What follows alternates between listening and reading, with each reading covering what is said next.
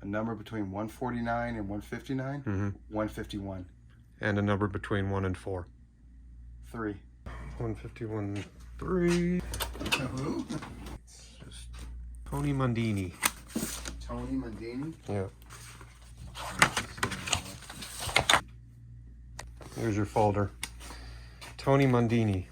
Tony Mundine. I don't think I'm familiar with Tony Mundine.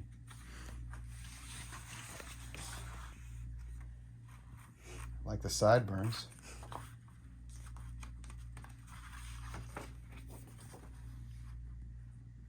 I think that's Tony Mundine right here. Tony, this is in Paris. Oh, Tony, Anthony Mundine.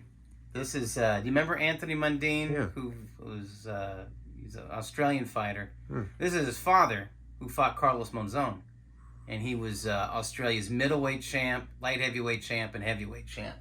Even though he was just a middleweight. But his son was a popular rugby player and then switched sports. Left rugby because he said it was racist and became a boxer and challenged for a world title within his 10th pro fight. And fought Sven Otke in Germany. Otke couldn't crack an egg, but Mundine wasn't used to pacing himself, so he got stopped by Otke. But then he got back on the winning streak and eventually won a world title. He had a huge fight against Danny Green in Australia. Anyways, that's his old man. So Mundini, no, I don't know. But Anthony Mundine, yeah, I do know that. Yeah, Australian middleweight champ. Tony Mundine. So the old man went by Tony and his son went by Anthony. And here he is squared up with the all-time great Emil Griffith.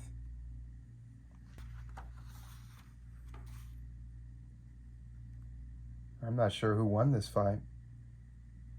It's an aging Emil Griffith we're talking about this. I'm guessing Tony beat him.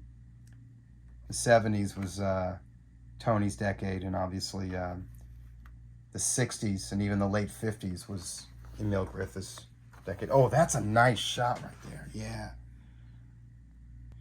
Yeah, Tony Mundine. Very popular Australian fighter. And these are young photos of him. But his son went on to have a successful career. I would say that Anthony Mundine had a more successful career than Julio Cesar Chavez Jr. And obviously Julio Cesar Chavez, a far more decorated prize fighter than Tony Mundine. But Tony Mundine, for the country of Australia, very, very popular. Did really well. And like I said, in Australia, even though he's a natural middleweight, he was good enough to win the Australian heavyweight national title. And obviously had good genes too.